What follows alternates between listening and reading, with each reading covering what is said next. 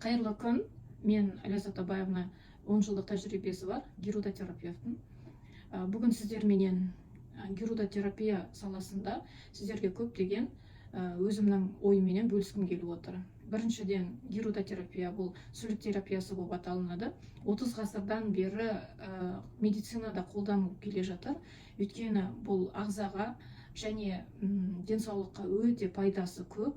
Және медикаментозный лечениядан бұрын бірінші гирудотерапия алған дұрыс, пайдасы зор.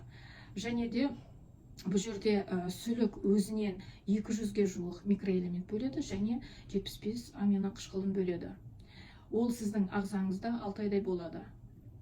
Өйткені дәрі-дәрмекпенен біз иммунитетті төмен түсіріп тастасақ, сүлік терапиясында ешқандай кері әсері болмайды. Сіздің ағзаңызды дұрыстайды, иммунитетіңізді көтереді, суықты алады және бүкіл ағзадағы кері әсер беріп тұрған токсин шлактарды шығарып, пайдасы өте үлкен, зор, емді қасиеті мол деп есептеймін.